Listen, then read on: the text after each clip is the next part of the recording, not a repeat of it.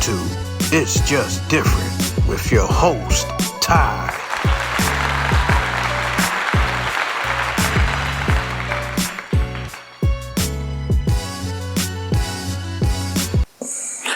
Now, I want to talk about the other thing, as I was telling you in my generation, of what the perception was of you, what I said earlier. But I also want to highlight and talk about, they were saying as far as your knowledge and your intelligence, as far as law, the law library, knowing the laws, reading in there, being upstate, getting numerous decades of, of people out of prison, whatever have you. Yeah.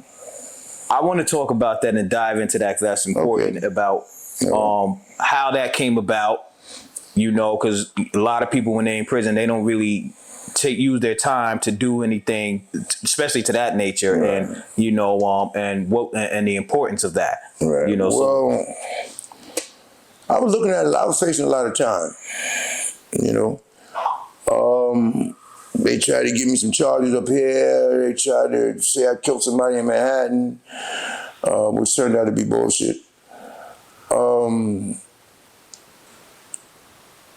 And the guy that was teaching the class, he seemed like he was pretty sharp.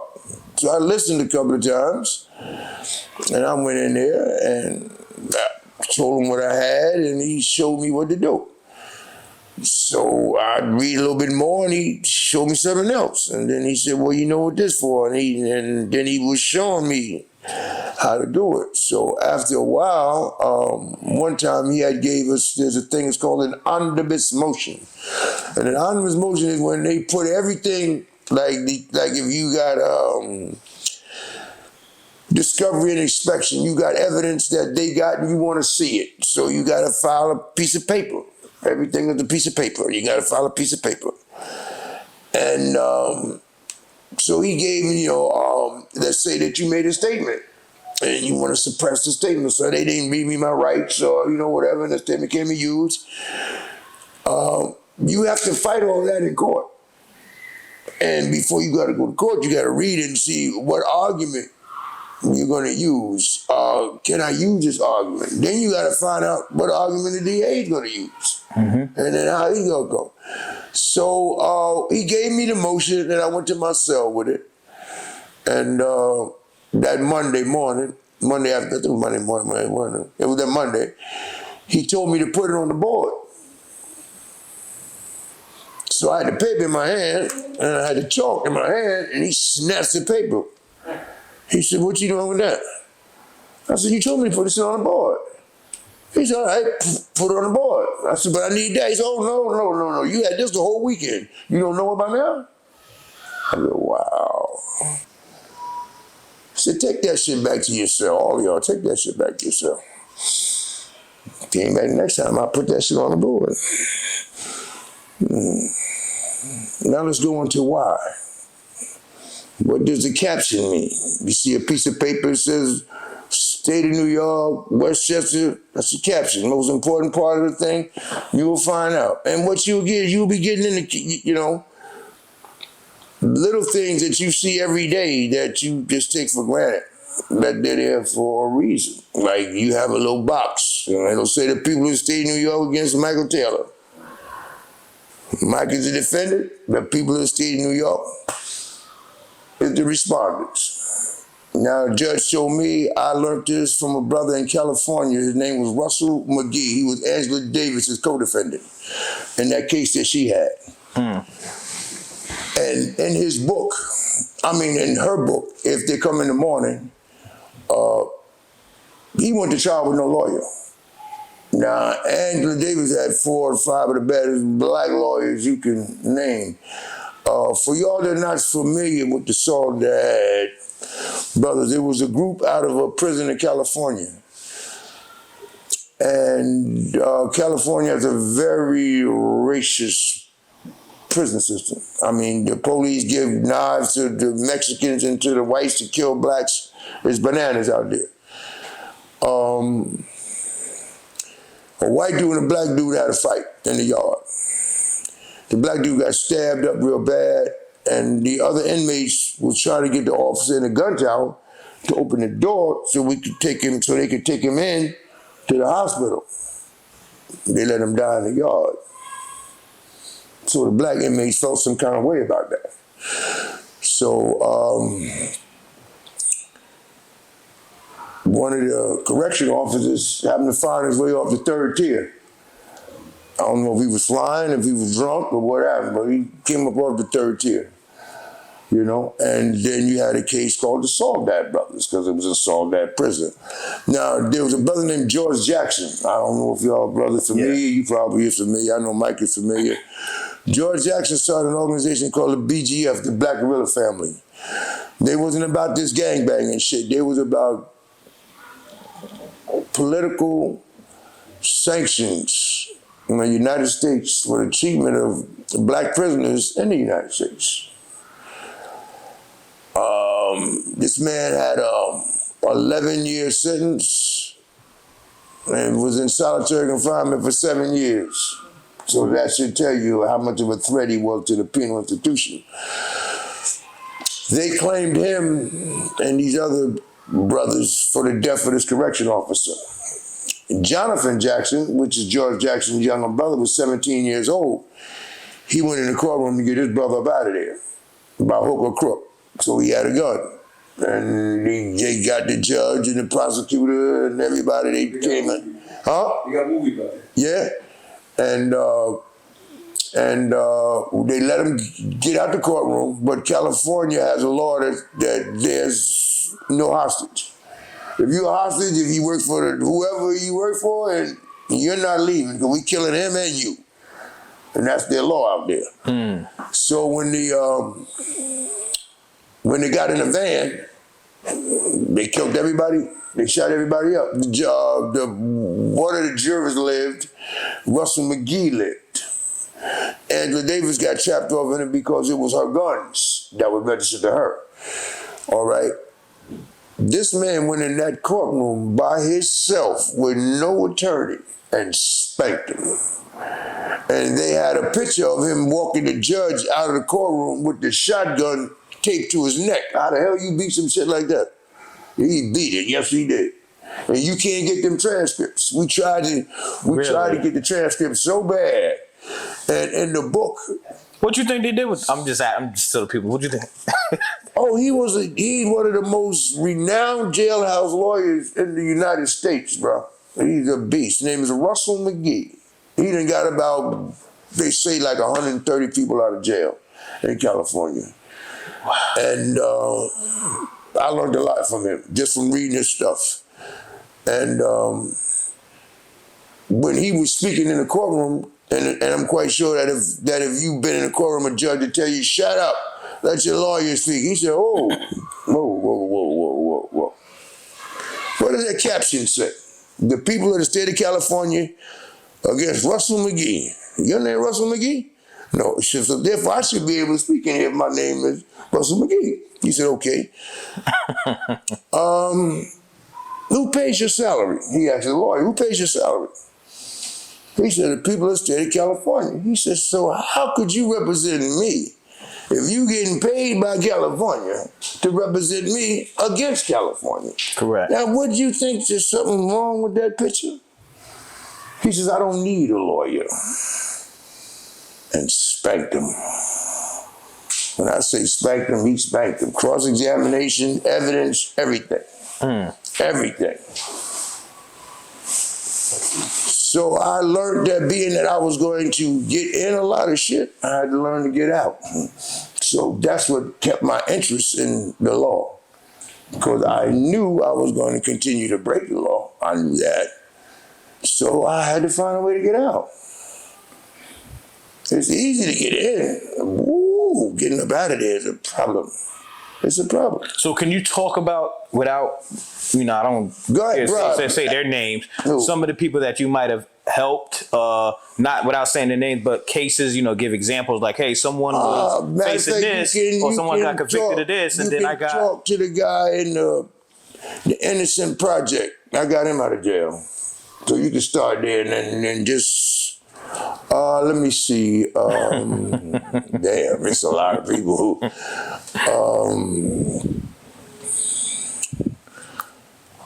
I don't know. What do you want to know? Like a scenario where someone was convicted of they had murder, a guy- or someone convicted of armed robbery, and Okay. they went to you and you helped them and you got There was it a case, overturned? a guy from White Plains.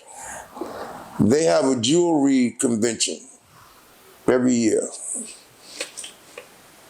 I don't know how I learned about these things, but you have a jewelry every year. And they come from all over the country. And they exchange diamonds. Well, I got a rare one here, and this one say, well, I got this Tupiki from Japan, and I got this one from Australia, and that's what they do. This dude, his girl, or one of them guys, was attracted to this guy's girl. So he put 2 and 2 together. So we gonna rob him. Sound like a plan. Get him upstairs, get him in a hotel room. He want to play tough. He don't want to come up off. So they get to scrapping and somebody lost their life. A couple of weeks later, he was trying to sell the jewelry on the street. Bro, that shit is, you can't sell that kind of jewelry on the street. If you ain't got a fence for that, or somebody that got enough money to buy that shit, you stuck. So what happens is when you have robberies like that and burglaries like that,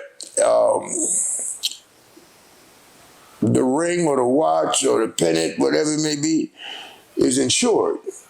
And what happens is if that gets stolen, there's a hot sheet that goes to all the jewelry spots, the major spots. And what happens is if that pops up, we know you understand. So what happened was he was trying to sell it on the street. Somehow they got wind of it and they picked him up. I was on a violation at the time. So I didn't have nothing to do, so I was working in the law library. And he came, he explained the case. So I told him, I said, listen, man. So they went from, I think, flat 15, which is 0 months, 15 years. That's how it used to be. You go to the board as soon as you get upstate, and then they decide how many more years before you see the parole board again. But they kept coming down. 10, 8. I said, let me see that. I said, the only thing they can get you for is possession of stolen property. You didn't tell, and she didn't tell. How can you prove that I killed this man? Because I got his property? Okay, I could have got his property from anywhere. Mm-hmm. That's one. Very simple. A lot of times we look, when you get arrested, they give you a piece of paper, and it's called accusatory instrument. And what a lot of people don't know is that in the precinct, there's a DA on call 24 hours a day. A lot of people don't even know that. Every precinct in this country, there's a DA. He's on call. And his job is, when they arrest him, they give him the arrest fee, and he tells them if they got it written up right and what charges they should have. Okay. So now, a lot of times I've seen a case where 2 dudes right from right here, from Peekskill. They was out on bail. We got 2 sheets of paper. Michael Taylor, Charlie Dabbs. This is an accusatory instrument, and he has a sale of a controlled substance. There's no way that me and Mike could make the same sale. But they got it. The only thing that's different on the paper is the name. Everything else is identical. I said, this can't happen like this. It's just impossible. Even if he stumbled or dropped something or something, it's not going to happen that way. So I tell him, I said, listen, I take him to the law library in White Plains, 2 of them. I said, listen, see that? Tell your lawyer you want that done right now. Because if you wait, they're going to change it. They're going to straighten it out. Lawyer tell him, no, you got to wait till you get indicted. Motherfucker, I don't want to get indicted. That's what I'm trying to get around. Get indicted and shit. I don't want to get indicted. I want to go home. Nah. Took it to the grand jury. When they came back with it, they didn't say the same thing that time. It was too different. That's why I just said, damn, CD, I told you, bro. You had him on the limb right there. You let him off the limb. See, all courtroom is, bro, technically, is a chess game played on paper. That's all it is. You get a leading case, all right? Let me give you an example. Miranda. I know you got the right to remain silent. Anything you use can and said against you, go to law. You know where that case came from? No. A creep-ass child molester. Miranda out in Arizona. The case is Miranda versus the state of Arizona. And the police, they know he was raping them little girls and killing them little girls around the way, and they beat the shit out of him, and they beat the confession out of him. But the United States Supreme Court said that's illegal. So now we have the right to remain silent. Ain't that funny? Wow. How the law works? The Miranda laws. Oh. Wow. Wow. Yeah, that's how it works. Me and Mike Grimes, I go in there and sing like Marvin Gaye. But all they got is my singing. They ain't got nothing on Mike. No fingerprints, no witnesses, no property, or nothing. But I don't know, Mike. CD turn the stakes on you, man. You better take that cop out. Nah. Here's where the chess game come in. They tell you to pick a jury of your peers. First of all, it'd be 80 white people in there. So there's a trick to that too. I'll show you later on. But Mike says, I don't want no jury trial. So now everybody in the court says, oh shit, what the hell Mike up to? What are you up to? I don't know. So they gonna ask his sellout lawyer, what are you up to? I don't know, you ain't tell me shit. So, Mr. Taylor, what would you like? I want a trial by judge. Now he's trembling. Can't put a mistake on the DA now, boy. This is on you. And when the next highest court see this and see how you so incompetent, that's what they say. You sure, Mr. Taylor, that you wouldn't want a jury trial? No, Your Honor, I believe in you. I'm quite sure I can get a fair trial with you. Chess on paper. There's a writ called, well, most law is written in Latin. And they'll tell you, well, why is that? Well, in the early 1200s, 1300s, in this glorious United States of America, they only want certain people to know certain things. So what did they do? Latin. What is your prescription written in? You only want to know the doctor and the goddamn pharmacist. You don't know what that shit says. Think about it. It's Latin. When you hear pro se, it's Latin, on my own. E pluribus unum, one out of many. You hear this in the courtroom all day long. You don't know what the hell they talking. They talking right over your head. They talking right over your head. So Mr. Taylor says, yes, Your Honor, you're going to try me. He basically becomes Mike's lawyer because he can't make no mistakes because the next court is on his back like this. But now some people are being scared because they say, man, you know the judge don't like me. I don't care if you don't like me or not, homeboy. You got to go by that law. You can hate me till your mama turn black. You going to go by that law. And I'm going to make you go by that law.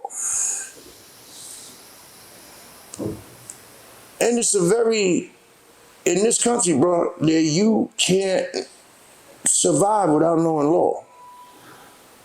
Who runs the Congress? Lawyers. Who run the Senate? Lawyers. Come on, bro. They got a case. I watched this thing a couple of months ago on 60 Minutes, where these dictators from these countries, these African countries, all of them, that's stealing money from these countries, and they sending the money over here. It is illegal. Only with the exception of an attorney. The attorney said right there on 60 Minutes, he said, they've been trying to get this law passed for 10 years. Do you think we're going to pass this law? It affects attorneys. Come on, you're taking money out of my pocket. They tell you you have a jury of your peers. You look up there, it'd be 60 white people and 3 blacks. You say, oh my God. What am I doing? You know they ain't your peers. You can look at them and tell they not your peers. Even if they grew up on Main Street, they ain't your peers. But now, you might tell one of them, or you might tell a judge, you know something, Yana? And I do this shit on purpose, just start confusion. I don't like that whole panel. Mr. Dabbs, 100 people, I don't care if it was 200. I don't like the panel. Give me 100 more. Brown versus Texas, Your Honor. Well, Mr. Dabbs, we get the jury. I know where you get the jury pool from. You get it from the motor vehicle department and the voters registration. And I know that there's black people that don't vote a lot, but I know it's more than that. I know that. There's more black people vote than that. Than 3 out of 100. Come on. Come on. And their system, bro, is once they get you in that, think about this, bro. You got a prosecutor. He's a lawyer. You can't sue a DA. You know that, didn't you? Really? You No, cannot sue a DA. You can't sue a cop either. You know what they're going to say? Under the color of the law. If you sue the law, all day long. But now, 2-3 years ago, the New York police department was up in arms because the government said, hold up. Y'all going out here doing all this dumb shit, and y'all expect the taxpayers to keep paying for this shit. And they was trying to get the law passed where they could come out their pocket where you could sue them personally, but it didn't go through. But who makes the law? Who do you think makes the law? Let me ask you an honest question. Who do you think makes the law? I think the judges, politicians, that's what I think. Judge don't make no law. Judge got to go by the law. Oh, so by the law. Law. Okay. So the senators, whoever's in Congress. They don't make no laws either. They vote on the law, but they don't make law. Who makes law? Very interesting. Huh? Yeah. So who makes the law? One of the most powerful men that you will ever see. And he don't even know the power we got. Who was the only person that could bring you to court? The only person. You know that answer, Mike? The only person that could bring you to court? The only thing, but one person in this whole country, one type of people in this whole country that could bring you to court. And who is it? That could bring you up on charges? Bring you to court? Yeah. It ain't the DA. Just who it is, the DA. The DA. The only person that can charge you. You know, did you? No. He tell the judge, Your Honor, this is how the law go. And the judge got to shut his mouth. I didn't know that. You didn't know that, huh? Yeah. But I watched something the other day where they had this attorney from the South. And in the South, bro, they kill you down there. They electrocute you, they lethal injection, all type of shit they got down there. And he was describing how they electrocuted this kid, man, was 17 years old. And he was so small that the cuffs wouldn't stay on his wrist. They kept falling off his wrist. Why would you execute a child like that?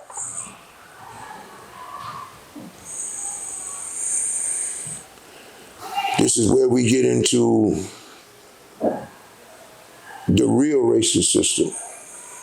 Not the system that they want you to see. It's the system that you don't see. once that kid, let's say he didn't go to death row, let's just say they gave him a felony conviction, and the kid is 18 years old, what is he going to do for the rest of his life? Don King is a multi-millionaire. What's the first thing they say out their mouth? The ex-convict Don King. This motherfucker worth more money than all y'all together. But the first thing y'all say, ex-convict Don King. And Don King laugh at him. Only in America, baby. Just keep bringing me that money. But the DA, bro. He writes the charges. He brings the charges to court. And he tries you. The only thing the judge do is sentence you. So when you have prosecutors like, give an example of me of one of my cases I had, a small case. They picked me up June something, and then they didn't bring me back to court for another 15 days or something. You know? I'm in the county jail, so I ain't got nothing else to do. I go to the law library and I write up a 18080 to release me in my own recognizances because you didn't give me a felony here and a prescribed charge by 18080 or the criminal procedure law. I come to court, peace skill court over here, and I got a day to sign me a little fat. Yeah, I'm a racist. A little fat. And he was just smiling because he said, you know, you're going to the grand jury. You're going to get, and I tried to grab his tie through the bars, but he had a clip on. I said, you lucky? Because I was going to strangle your ass in here. But I said, the only thing you can do for me, fat boy, is tell him that you no longer want to work on this case. So when I go out there, courtroom's packed, which I liked it too. He said, Your Honor, I would like to invoke my right to proceed pro se without counsel. Looked down at me and said, Mr. Dabbs, how much education do you have? I said, I can be dumb as a rock. You have to give me my right to proceed without counsel. Okay. He says, what's a preemptory challenge? I said, Your Honor, a preemptory challenge is when we have a certain amount per felony. If you have an A felony, you get so many. If you get a B felony, you get so many. And what a preemptory challenge is, you to remove a juror. He said, so what's the challenge for cause? I said, I don't have to use up one of my challenges to get him off. If this guy says that he's white and he hates niggas, why should I have to even waste a challenge to get him off the jury? You and I know that this ain't gonna come out right. Get him off here, all right? So then he said, yeah, I said, you don't have to use a challenge. He said, so what's the prosecutor's job? I said, he thinks his job is to prosecute, but that's not his job. His job is to defend the rights of the people. That's why they give him the title of the people of the state of New York. That's who he represents. He's not just here to prosecute. He said, so what's my job? I said, you're the arbitrator. I said, you're supposed to make sure that the balance scale of justice is swung properly. He said, so what is the system based on? I said, well, it says that you're innocent until you're proven guilty, unless you're a man of color. Everybody in the courtroom got quiet. He said, do you believe that, Mr. Davis? I said, oh, I know that as a fact. Do you want to go through some case law? Okay. So now the DA says, you know, Your Honor, you got guys spend a little time in jail. They read a few books, and they think they're lawyers. Mr. Dabbs, you have to ask for a hearing. Because 18080, they have to give you a hearing. If you're charged with a felony, they have to give you a hearing within 144 hours. They didn't do that. Don't make that mistake with me. I'm on you. So, and they think they know law. I says, was I arraigned in a municipality? Is Peekskill Court a municipality? He said, yes, it is, Mr. Dabbs. I said, well, if it's arraigned in a municipality, then the right is invoked automatically. I do not have to ask for a right that is already provided for me. Should I? I said, now, that's the Gilbert's law book he has on the table. I says, tell me to look at 180.80 paragraph E. I said, but if I'm wrong, Your Honor, I'll waive my right to this hearing. But if I'm right, you release me ROR. Now tell him to open the book. So the judge sends the clerk in the back. He comes back with the book. He reads the book and he looks at me. He looks at the DA. The book ain't moved yet. The judge said, what's the problem? Open the book. He said, Mr. Dad, I'm going to release you ROR. You're going to come out and the prosecutor hit the ceiling. You can't let him go. He ain't coming back. He got bail, jumping, escaped. This dude ain't. Mr. Dad, you coming back? Yeah, I'll be back, Your Honor. You know damn well I wasn't coming back. He knew that and I knew that. I just had to get out the door. You gotta go by the law. Yeah, but I had to get out the door. You gotta go by the law. And he had to go by the law. But he didn't want to do that. Nah, there's a case where a big kid, I had filed this case for a while. A lady out of Washington Heights. She parks her car, opens her trunk, and when she look up over her trunk, she sees police car, she take off. Pow! And the police, in the trunk of the car is 4 bricks of cocaine. Is that hers? You say all day long, man, they got her. No, they don't. They got so mad at President Clinton because Clinton made them throw it out. Clinton said, they said, why did you chase her? They said, because she was running.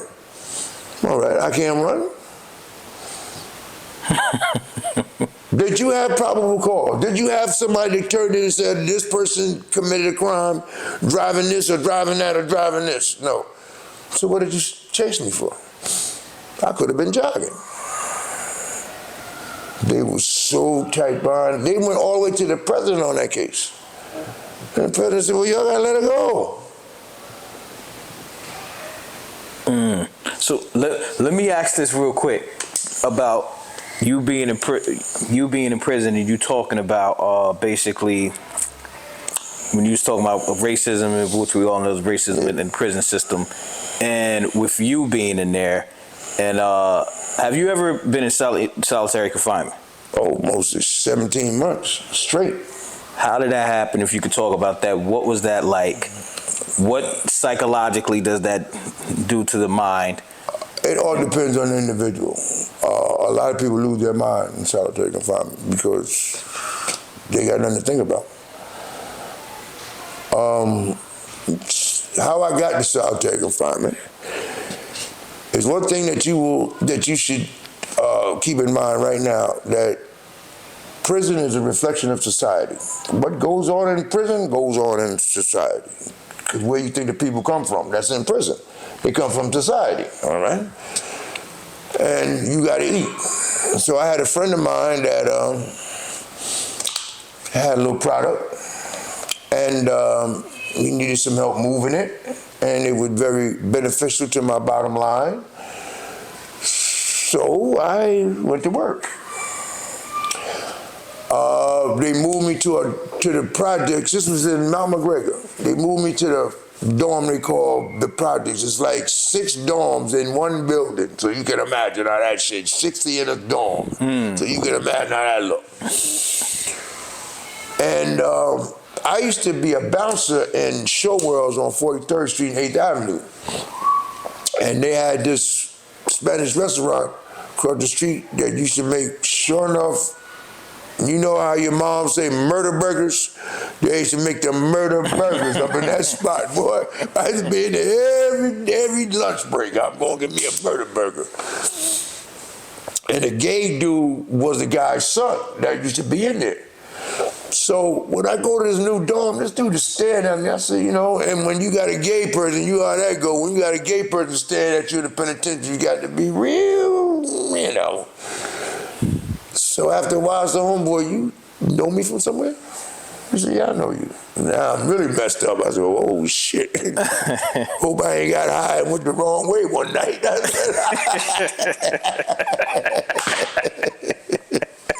So I said, where you know me from? She said, you eat my father's restaurant every day. Now I'm really messed up. I said, where you from restaurant? 43rd Street, 8th. I said, oh, shit. So we start kicking it. So you know they got boyfriends in jail. So I wanted some coffee, and I needed to take some sugar cream. So I went down, and I asked the gay guy, hey, yo, let me get some coffee cream. His boyfriend said, yo, you have to ask my girl. Whoa. Ain't no girls in here, homeboy. Everybody in here swinging. Ain't no girls in here. So let's knock that off, first of all. And I ain't got to ask you for shit. Right? So one Sunday, I got twisted. I had some dust. I had some dope. I thought I was in Peekskill again.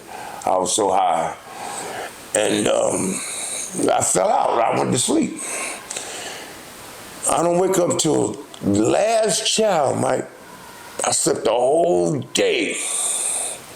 I was up all night. I slept the whole day. And I seen the Rover. Now, the Rover is a cop that he's like a detective in the institution. He walks around looking for contraband. So I seen the Rover, and my man woke me up for chow. He said, yo, pretty, you gonna eat? I said, yeah. Plus, I had to pick some butter for my man downstairs. So I said, oh yeah, all this shit goes on, bro. Just like I had to pick some butter, but this is what goes on if you know somebody. So I went downstairs, I go to chow, I picked up the bud, I ate, I come out the mess hall, and my sergeant that I work for in the gym, he's standing there with a lieutenant. He said, Dabs, come with us. I said, where we going? He said, they found a knife in your cube. I looked at the lieutenant, I said, Lieutenant, you see my record? He said, yeah. He said, do I look like I need a knife in Mount McGregor? Come on. They found it in your cube. Now, along with the knife, they found some legal work, because it's illegal to have somebody else's legal work in your cell. So that's a tier 3, which is 90 days confined in a box. The knife is 90 days to a year. Then I had a illegal electrical device, which you know how you had the shavers and somebody, them shit's been passed down 100 times. There's a wire here, battery over here, and it's illegal. I had that. And I had 4 charges, right? Yeah, I had the drug, no. I had, and the knife, yeah, right? So they gave me 90 days for each charge, SHU, I went to Southport. Okay, if you're not lucky and you go to SHU because they call it SHU, a special housing unit. If you go to a SHU and you have a bunkie or somebody in there with you, whoa. You better hope he's all right, because it's gonna get real ugly up in there. Because it's you and him in there 24 hours a day. I went to I forgot what, one of them little jobs. For that one night, after they found the shit, and they gave me the sentence, I was in the box of this little small jail for one day, one night, and then they moved me to, 2 nights. So the first night, I ain't say too much. They had a big, fat Caucasian guy in there, and he was funky. I said, homeboy, one of us is leaving here. I ain't going nowhere. I was here first. I said, okay. I done got 18 months in the, they gave me 2 years, but I only did 17 months. I said, well, I got 2 years in the box, so I ain't going nowhere no time, so I'm gonna beat your ass up in here.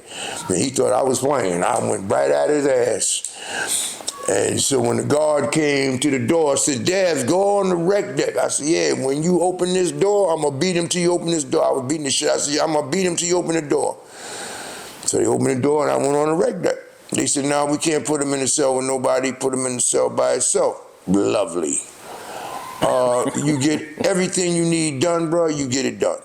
You're confined in your cell. I was in Southport, which is a maxi. You got dog cages that you get your hour reckoning outside. Other than that, bro, Southport, 17 months, you run into some very intelligent brothers. Very, very intelligent. And if you get up on that gate, because they got bars, if you get up on that gate and you don't know what you're talking about, you're going to be in for a good mental ass whooping, because there's nothing in there to do but read. You know, and then they had a thing where you couldn't have but 5 books and 5 magazines. So I had a bag, just one bag that was nothing but books. So when I came, I just, gave them away. Man, I take out 5 to read, and I do 5 and just pass them around. So, I mean, I read Taste of Power in there by Elaine Brown, which was the actual head of the Black Panther Party when Huey P. Newton and Eldridge Cleaver and Bobby Seals and them was incarcerated. She ran the Black Panther Party. Her name was Elaine Power, bad sister. I read Nelson Mandela's book, A Long Walk to Freedom. I read Whitney Mandela's book, My Heart with Him. I read Nature Knows No Color Line by, I read everything J.A. Rogers wrote. I read every book he wrote. You didn't want to tell me about Superman and Man. Superman and Man, yeah. Every book he ever wrote, I read. Superman and Man, Nature Knows No Color Line, 5 Black Presidents. I gotta read that again. That's 5 Black Presidents, because I only remember 2 of them. There was 5 presidents in this country that was black. They don't want to tell you that. They won't tell you that. Yeah, Lincoln was one of them. One was Hayes. I forgot the rest of them yet. So real quick, Go ahead. I know you talk about reading a lot of I read a lot. I still read a lot. Revolutionary books at that. Yes, you do now, but we was talking about that on the way up. Yeah. But at that time in prison, whatever. And Peekskill, from what I heard, was kind of like somebody say a radical town in the sense of Very what you hear. radical. And my understanding, they did have a Black Panther chapter. They had a Black Panther time. chapter right here. The same building that the police station is sitting in right now was the headquarters for the Black Panther Party. Brothers like Foxworth, Edward Foxworth, Hannibal Rowe, Boogey and them. I can't think of their last name. Smith. There's a bunch of girls. Yeah. Oh, yeah. Belinda, yeah, right. Oh, man. Barbara Jean. Yeah, I got the pictures. I'll show you. It's not got pictures of everybody. He the only one got pictures of everybody. He got pictures of me. I didn't get a picture of me. And there was a lot going on at that time. Yes. You know, racially in the city of Peace. Again, something you don't really hear about the tension. You know, in the riots or whatever have you at that time. You know, can you talk about that a little bit? Yeah. Well, one, I was living on Park Street then. This is what a lot of us lived on Park Street. Oh, my God. Oh, it looked like I think the whole town came from Park Street. That was black. The Burkitts, the Dabbs, the Boltons, the Tinsleys, the Hollimans, goddamn, Currys, Burns, everybody came on Park Street, you know. Ritters, all of them. Ritters, I forgot Blitz and them family. Play basketball up there, that just be the spot. Yeah, man, all that shit, yeah. That little hill that y'all came down right here, that was a basketball court right there. The place that you got your car parked, that was a basketball court right there, right? Yeah, back in the day, that's right. It was a that's basketball right. court right there. Yeah. And It was at that time. It was a lot of racial tension going all over the country. It wasn't just Peekskill. You know, Peekskill was just a small reflection, a microcosm of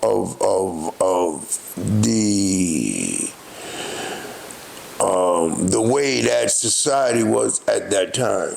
You know, very, very radical. Very people are becoming aware of their rights. People are becoming aware of unity. They're protesting the Vietnam War. Blacks and women didn't have rights to vote yet, which a lot of people. I had a friend of mine, a good, very good friend of mine named Dr. Azalos. Me and I was talking about this a couple of days ago, and I said, why every 10 years they have to pass legislation for black people to vote? And a lot of black people don't even know that. You don't have a right to vote. It comes up every 10 years. I didn't know that. You know that? Oh, yeah. Remember when Clinton was talking, not Clinton, when what's that crazy ass boy? Trump. Remember when Trump said, I'm not going to I'm not going to sign that. I'm not going to sign the Civil Rights Bill. Remember you said, yeah. That's the Civil Rights Bill. It's the votes for blacks and women. That's what the Civil Rights Bill is based on. Yeah. And the president has to pass, or Congress has to pass every 10 years. Yeah. I'm not an American. Malcolm X said, how could you say I'm an American? If you got some biscuits that was hatched in an oven, some cats that was born in an oven, does that make them biscuits or are they still kittens? They still kittens. I'm an African born in America. I'm not American.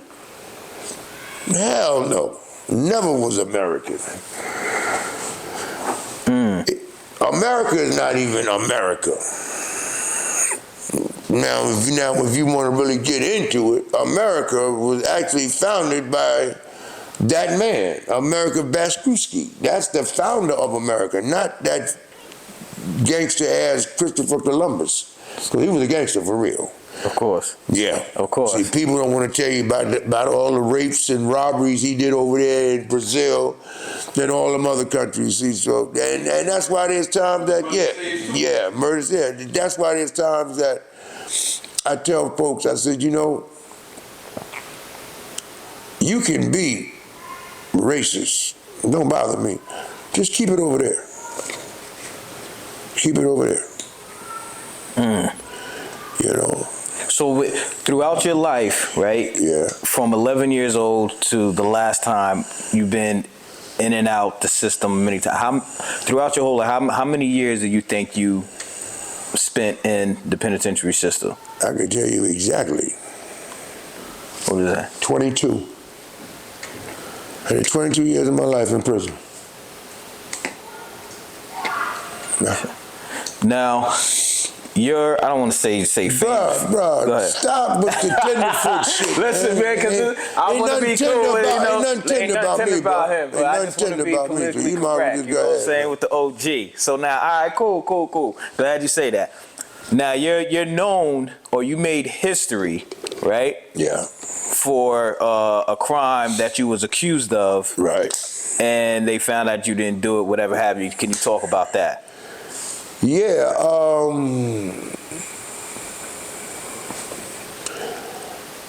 for some reason, I still haven't figured out why. This woman said that I raped her. I've to this day, I very rarely even spoke to you. I was in your house. I've been in your house a few times because my partner, Leo, was messing with your sister. And his brother, Willie James, was messing with your mother. But I didn't deal with this female at all, so I didn't know what was going on. But anyway, I was already on the run for a sale. And I was on the run for about 15 months. And I came back to Peekskill to rob some people for some drugs and some money and get out of Dodge. Because it takes money to live on the run, believe me.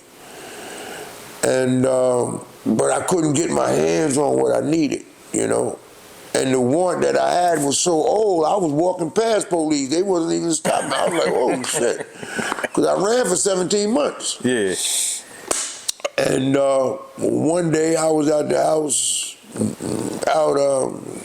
Dunbar, and my girlfriend said, it's a phone call for you. I said, can't be no phone call for me. Don't nobody know I'm here. She said, it's a phone call for you. Yeah, it was Detective Shorty Nelson.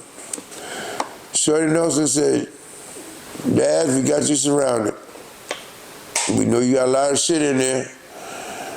You gonna come out? I don't know, Dad, it's gonna be rough. So I looked out the window, I said, God damn, they brought SWAT. But I was prepared. But they had a little bit more.